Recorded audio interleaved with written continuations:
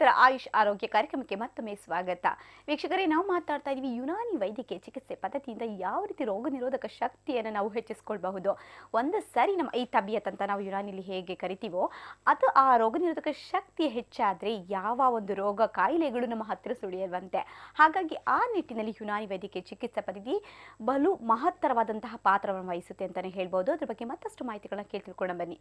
Madam, ಈಗ ನೀವು ಹೇಳೋ ಪ್ರಕಾರ ಯುನಾನಿ ಅಂದ್ರೆ ನಾವೇನೋ ಅಂದ್ಕೊಂಡಿದ್ವಿ, ಡಿಫ್ರೆಂಟ್ ಕೈಂಡ್ ಆಫ್ ಮೆಡಿಸನ್ ಅಂತ. ನೀವು ಹೇಳೋ ಪ್ರಕಾರ ಆದಷ್ಟು ನಮ್ಮ ನೇಚರ್ಗೆ ಹತ್ತಿರವಾದಂಥದ್ದು, ಶೋಧನ, ವಿರೇಚನ, ಹಾಗೆ ನೀವು ಕೊಡುವಂತಹ ಅಭ್ಯಂಗ ಎಲ್ಲ ಆಗ್ಬಹುದು, ಆಲ್ಮೋಸ್ಟ್ ನಮ್ಮ ನೇಚರ್ಗೆ ರಿಲೇಟೆಡ್ ಆಗಿದೆ.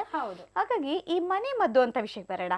ಸಾಮಾನ್ಯವಾಗಿ ಈಗ ಜನಗಳು ಈಗ ನೀವು ತಿಳಿಸುವಂತಹ ಒಂದು ಕೊಡುವಂತ ಮಾಹಿತಿ ಪ್ರಕಾರ ಮನೆಯಲ್ಲೇ ಕೆಲವೊಂದು ಸಣ್ಣ ಪುಟ್ಟ ಕಾಯಿಲೆಗಳಿಗೆ ಯಾವ ರೀತಿ ಮನೆ ಮದ್ದನ್ನು ಉಪಯೋಗಿಸ್ಕೊಂಡು ಏನಕ್ಕೆ ಮನೆ ಮದ್ದು ಉಪಯೋಗಿಸಬೇಕು ಅಂತ ಫಸ್ಟ್ ಹೇಳ್ಬಿಡ್ತೇನೆ. ಈಗ ಆಧುನಿಕ ಯುಗದಲ್ಲಿ ಸಣ್ಣ ಪುಟ್ಟ ಕಾಯಿಲೆಗಳಿಗೆಲ್ಲ ಅಗತ್ಯವಿಲ್ಲದಷ್ಟು ಯಥೇಚ್ಛವಾದ ದುಬಾರಿ ವೆಚ್ಚದ ರಾಸಾಯನಿಕ ಮಿಶ್ರಣವುಳ್ಳ ಔಷಧಿಗಳನ್ನ ಸೇವಿಸೋದ್ರಿಂದ ನಾವು ನಮ್ಮ ರೋಗ ನಿರೋಧಕ ಶಕ್ತಿಯನ್ನ ದಿನೇ ದಿನೇ ಕಳೆದುಕೊಳ್ತಿದ್ದೇವೆ. ಆದ ಕಾರಣ ನಾವೇನ್ ಮಾಡ್ತೇವೆ, ಅಡುಗೆ ಮನೆಯಲ್ಲೇ ಲಭ್ಯವಿರುವ ಹಲವಾರು ಅಡುಗೆ ಸಾಮಗ್ರಿಗಳು, ಮನೆಯ ಅಂಗಳದಲ್ಲೇ ಬೆಳೆದಿರುವ ಹಲವಾರು ಗಿಡಮೂಲಿಕ ಸಸಿಗಳು ಹಾಗೂ ಗ್ರಂಥಿಗೆ ಅಂಗಡಿಗಳಲ್ಲಿ ದೊರಕುವ ಹಲವಾರು ಕಚ್ಚಾ ದ್ರವ್ಯಗಳು, ಇವುಗಳ ಸೂಕ್ತ ಬಳಕೆಯಿಂದ ಸಾಮಾನ್ಯ ಕಾಯಿಲೆಗಳಿಗೆಲ್ಲ ನಾವು ಪ್ರಾಥಮಿಕ ಹಂತದಲ್ಲೇ ಪರಿಹಾರವನ್ನ ಕಾಣ್ಕೊಂಡು ರೋಗ ನಿವಾರಣೆಗೊಳಿಸೋದ್ರಿಂದ ನಮ್ಮ ರೋಗ ನಿರೋಧಕ ಶಕ್ತಿಯನ್ನು ಇದರ ಮೂಲಕವೂ ನಾವು ವೃದ್ಧಿಸಬಹುದು. ಹೀಗೆ ಈಗ ಮನೆ ಮದ್ದುಗಳು ಅಂತ ನಾವು ಹೇಳ್ತೇವೆ. ಇದಕ್ಕೋಸ್ಕರ ಸರ್ಕಾರ ನಾವು ಮನೆ ಮದ್ದು ಪ್ರೋಗ್ರಾಮ್ ಮಾಡ್ಲಿಕ್ಕೆ ಹೇಳ್ತಾ ಇದ್ದಾರೆ. ನಾವು ಹೋಗಿ ಪ್ರತಿಯೊಂದು ಜಿಲ್ಲೆಗಳಲ್ಲಿಯೂ ಗ್ರಾಮೀಣ ಪ್ರದೇಶಗಳಿಗೆ, ಗ್ರಾಮೀಣ ಇದಕ್ಕೆ ಸ್ಥಳಗಳಿಗೆ ಹೋಗ್ಬಿಟ್ಟು ಮನೆ ಮದ್ದು ಕಾರ್ಯಕ್ರಮ ಮಾಡ್ಬಿಟ್ಟು ಹೇಗೆ ನಾವು ಮನೆ ಮದ್ದು ಉಪಯೋಗಿಸಬಹುದು ಅಂತ ಹೇಳ್ತಾ ಇದೀವಿ. ಈಗ ಸಪೋಸ್ ನಿಮ್ಗೆ ನೆಗಡಿ ಆಯ್ತು, ಏನ್ ಮಾಡ್ಬಹುದು, ಒಂದು ಲೋಟ ಬಿಸಿ ಹಾಲ್ಗೆ 1-2 ಚುಟ್ಕಿ ಮೆಣಸಿನ ಪುಡಿ, 1-2 ಚುಟ್ಕಿ ಕರಿಮೆಣಸಿನ ಪುಡಿ, 1 ಚಮಚ ಜೇನುತುಪ್ಪ ಬೆರೆಸಿ ಗುಟು ಕರ್ಸೋದ್ರಿಂದ ನಿಮ್ಗೆ ನೆಗಡಿ ಕಡಿಮೆ ಆಗುತ್ತೆ. ಓಕೆ ಡಾಕ್ಟರ್, ನಿಮ್ಮ ಮನೆ ಮದ್ದು ಕೇಳಿಬ್ರು ಕಾಲ ರೆಡಿ ಇದ್ದಾರೆ ನಿಮ್ ಜೊತೆ ಮಾತನಾಡೋದಕ್ಕೆ. ಹಲೋ, ನಮಸ್ಕಾರ. ಹಲೋ, ನಮಸ್ಕಾರ. ನಮಸ್ತೆ ಮೇಡಮ್, ಯಾರು ಮಾತನಾಡ್ತಾ ಇರೋದು? ನಾನು ಯಶೋಧ ಅಂತ. ಯಶೋಧ, ಎಲ್ಲಿಂದ ಕರೆ ಮಾಡ್ತಾ ಇದ್ದೀರಾ? ನಾನು ವೈಟ್ ಫೀಲ್ಡ್ ರೋಡ್ ಕಗ್ಗದ ಅಂತ ಕ್ವಾರ್ಟರ್ಸ್ ಹತ್ರ ಮೇಡಮ್. ವಯಸ್ಸೆಷ್ಟು ಯಶೋಧ ಅವರೇ? ಏನ್ ಹೇಳಿ ಮೇಡಮ್? ನಿಮ್ಮ ವಯಸ್ಸೆಷ್ಟು ಅಂದೆ? ನನಗೆ 52. 52. ಏನು ನಿಮ್ಮ ಪ್ರಶ್ನೆ ನಮ್ಮ ಡಾಕ್ಟರ್ ಹತ್ರ ಕೇಳಿ. ಮೇಡಮ್ ಹೇಳಿಮ್ಮ ಯಶೋದಮ್ಮ. ನಮಸ್ತೆ ಮೇಡಮ್. ನಮಸ್ತೆ ಅಮ್ಮ. ಮೇಡಮ್, ನನಗೆ ಹೇಳಿ. 52 ವಯಸ್ಸು ನನಗೆ. ಹೌದು.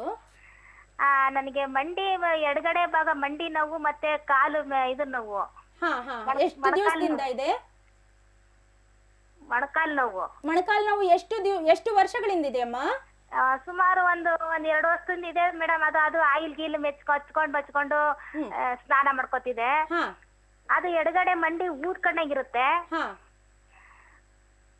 ಅದಕ್ಕೆ ಅದು ಮತ್ತೆ ಮೊಣಕಾಲು ನಡೆಯಕ್ಕಾಗಲ್ಲ, ಸ್ವಲ್ಪ ನೋವು ಬರುತ್ತೆ, ಅಜ್ಜಿ ಊರಕ್ಕಾಗಲ್ಲ. ಹೌದು.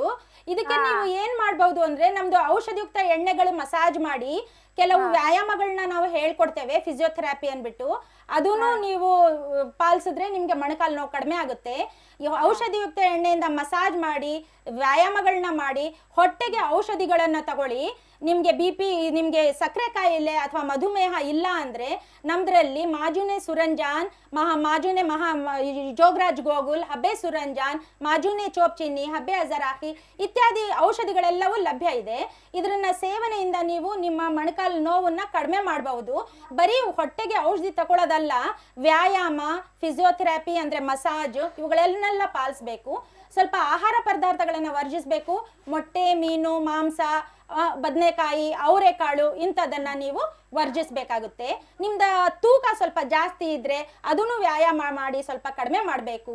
ಕೊಬ್ಬಿನ ಅಂಶ, ಎಣ್ಣೆ ಪದಾರ್ಥ ಸ್ವಲ್ಪ ಕಡಿಮೆ ಮಾಡ್ಕೋಬೇಕಮ್ಮ. ಹೋಗಿ ಹತ್ತಿರದ ಅಥವಾ ಸಮೀಪದ ಯುನಾನಿ ವೈದ್ಯರ ಸಲಹೆ ಮೇರೆಗೆ ಔಷಧಿಯನ್ನ ತಕೊಂಡ್ರೆ ಖಂಡಿತವಾಗಿಯೂ ನಿಮ್ಮ ಮೊಣಕಾಲು ನೋವು ಕಡಿಮೆ ಆಗುತ್ತೆ. ಓಕೆ, ಕರೆ ಮಾಡಿಕೆ ಧನ್ಯವಾದಗಳು ಮೇಡಮ್. ಅಂದ್ರೆ ಮನೆ ಮದ್ದು ಅಂತಂದ್ರೂ ಕೂಡ ನಮ್ಮ ಅಡಿಗೆ ಕೋಣೆಯಲ್ಲಿ ಸಿಗುವಂತಹ ಎಲ್ಲ ಸಾಮಗ್ರಿಗಳನ್ನ ಬಳಸ್ಕೊಂಡು ಕೂಡ ಸಣ್ಣ ಪುಟ್ಟ ಕಾಯಿಲೆಗಳನ್ನು ನಿವಾರಣೆ ಮಾಡಬಹುದು. ಪ್ರಾಥಮಿಕ ಹಂತದಲ್ಲಿ ನಾವು ರೋಗ ನಿವಾರಣೆಗೊಳಿಸ್ಕೊಂಡ್ರೆ ಮುಂದೆ ಹೋಗಿಲ್ಲ ಅಂದ್ರೆ, ಸಪೋಸ್ ಅದೇನೋ ತುರ್ತು ಇದು ಬಂದ್ರೆ ಆವಾಗ ಹೋಗ್ಬೇಕಾಗುತ್ತೆ. ಇಲ್ಲ ಅಂದ್ರೆ ಇದ್ರಲ್ಲೇ ಕಡಿಮೆಗೊಂಡ್ರೆ ನಾವು ಹೋಗಕ್ಕೆ ಬರೋದಿಲ್ಲ ಆಸ್ಪತ್ರೆಗಳಿಗೆ ಅಥವಾ ಚಿಕಿತ್ಸಾಲಯಗಳಿಗೆ. ಆವಾಗ ನಿಮ್ಮ ರೋಗ ನಿರೋಧಕ ಶಕ್ತಿ ಹೆಚ್ಚಾಗುತ್ತೆ. ನಿಮ್ಮ ರೋಗ ನಿರೋಧಕ ಶಕ್ತಿ ಹೆಚ್ಚಾದಂಗೆ ಪದೇ ಪದೇ ಕಾಯಿಲೆಗೆ ಬೀಡಾಗೋದು ಕಡಿಮೆ ಆಗುತ್ತೆ. ಓಕೆ, ಅಂದ್ರೆ ಎಲ್ಲ ಪ್ರಾಥಮಿಕ ಹಂತದಲ್ಲಿ ಪ್ರತಿಯೊಂದು ರೋಗದ ಒಂದು ಮುನ್ಸೂಚನೆ ಲಕ್ಷಣಗಳನ್ನು ಗುರುತಿಸ್ಕೊಳ್ಬೇಕು. ಆ ಗುರುತಿಸ್ಕೋಬೇಕಂತ ಅಂದ್ರೆ ಒಬ್ಬ ವ್ಯಕ್ತಿಗೆ ವೈಜ್ಞಾನಿಕ ಮತ್ತು ವೈದ್ಯಕೀಯದ ಒಂದು ಅರಿವು ಮೂಡಬೇಕು. ಸೊ ಆ ವೈದ್ಯಕೀಯದ ಅರಿವು ಮೂಡಬೇಕಂದ್ರೆ ಈಗ ಸಪೋಸ್ ನೆಗಡಿ ಆಯ್ತು, ನೆಗಡಿಗೆ ನಾನು ಇವಾಗ್ಲೇ ಒಂದು ಚುಟ್ಕಿ ಹೇಳಿದೆ. ಇನ್ನೊಂದು ಈಗ ಮೂಗ್ ಕಟ್ಕೊಂಡಿದೆ, ಏನ್ ಮಾಡ್ಬಹುದು? ಗ್ರಂಥಿಗೆ ಅಂಗಡಿಗಳಲ್ಲಿ ಕರ್ಪೂರ, ಪುದೀನ, ಓಂಕಾಳಿನ ಸತ್ವ 1:2:1 ಪ್ರಮಾಣದಲ್ಲಿ ತಕೊಂಡ್ಬಿಟ್ಟು ಬೆರೆಸೋದ್ರಿಂದ ದ್ರವದ ರೂಪಕ್ಕೆ ಮಾರ್ಪಾಡು ಹೊಂದುತ್ತೆ. ದ್ರವ ಅಂದ್ರೆ ನೀರಿನ ರೂಪಕ್ಕೆ ಮಾರ್ಪಾಡು. ಇದ್ರ 1-2 ಹನಿಗಳನ್ನ ನೀವು ಹಣೆಗೆ ಹಚ್ಕೊಂಡ್ರೆ ನೆಗಡಿದಿಂದ ಆಗೋ ತಲೆನೋವು ಕಡಿಮೆ ಆಗುತ್ತೆ. ಅದನ್ನ ಆಘ್ರಾಣಿಸೋದ್ರಿಂದ ಮೂಗ್ ಕಟ್ಕೊಂಡಿರೋದು ಬೀಳುತ್ತೆ. ನಿಮ್ಗೆ ನೋವೇನಾದ್ರೂ ಆಗ್ತಾ ಇದ್ರೆ, ಮಂಡಿ ನೋವಾದ್ರೆ ಅದರ 2 ತೊಟ್ಟನ್ನ ನೀವು ಹಚ್ಚಿದ್ರೆ ಅದನ್ನು ಕಡಿಮೆ ಆಗುತ್ತೆ. ನೆಗಡಿ, ಶೀತ ಎಲ್ಲ ಕಡಿಮೆ ಆಗುತ್ತೆ. ಮತ್ತೊಂದ್ಸರಿ ಅದನ್ನ ರಿಪೀಟ್ ಮಾಡಿ ಮೇಡಮ್, ಎಷ್ಟು ಪ್ರಮಾಣ? ಕರ್ಪೂರ, ಪುದೀನ, ಓಂಕಾಳಿನ ಸತ್ವ. ಪುದೀನ, ಓಂಕಾಳಿನ ಸತ್ವ ಗ್ರಂಥಿಗೆ ಅಂಗಡಿಗಳಲ್ಲಿ ತಕೋಬೇಕು. 1:2:1 ಪ್ರಮಾಣದಲ್ಲಿ ತಕೋಬೇಕು. ತಕೊಂಡು ಅದನ್ನ ಕುಟ್ಟಿ ಪುಡಿ ಮಾಡಿ ಬೆರೆಸೋದ್ರಿಂದ ದ್ರವದ ರೂಪಕ್ಕೆ ಮಾರ್ಪಾಡು ಹೊಂದುತ್ತೆ. ದ್ರವ ಗೊತ್ತು ತಾನೆ ಎಲ್ಲ, ನೀರಿನ ರೂಪಕ್ಕೆ. ಸೊ ಅದ್ರದ್ದು 1-2 ತೊಟ್ಟುಗಳನ್ನ ನೀವು ಆಘ್ರಾಣಿಸಬಹುದು, ತಲೆ ಹಣೆಗೆ ಹಚ್ಕೋಬಹುದು, ಮಂಡಿ ನೋವಿದ್ರೆ ಅಲ್ಲೂ ಹಚ್ಕೋಬಹುದು. ಅತಿಸಾರ ಏನಾದ್ರೂ ಆದ್ರೆ 1-2 ತೊಟ್ಟು ನೀರ್ನೆಲ್ಲ ಹಾಕಿ ಕುಡಿಲೂಬಹುದು. ಅದ್ರಿಂದನೇ ಎಷ್ಟೋ ನಿವಾರಣೆಗೊಳ್ಳುತ್ತೆ. ನಿಮ್ಗೆ ಇದ್ರಲ್ಲೇ ನಿವಾರಣೆ ಆಗ್ಬಿಟ್ರೆ, ನಿಮ್ಮ ನೋವಿಗೆ ಪರಿಹಾರ ಸಿಕ್ಬಿಟ್ರೆ ಬೇರೆ ನೀವು ರಾಸಾಯನಿಕ ಮಿಶ್ರಣವುಳ್ಳ ಔಷಧಿಗಳನ್ನು ತಗೊಳ್ಳೋ ಇದು ಸಂಭವ ಬರದೇ ಇಲ್ಲ. ಓಕೆ ಮೇಡಮ್, ನಮ್ಮ ಕಾರ್ಯಕ್ರಮಕ್ಕೆ ಬಂದು ಯುನಾನಿ ಅಂತ ಅಂದ್ರೆ ಏನು ಅಂತ ನಮಗೆ ತುಂಬಾ ಸವಿವರವಾಗಿ ತಿಳಿಸ್ಕೊಟ್ಟಿದ್ದೀರಾ.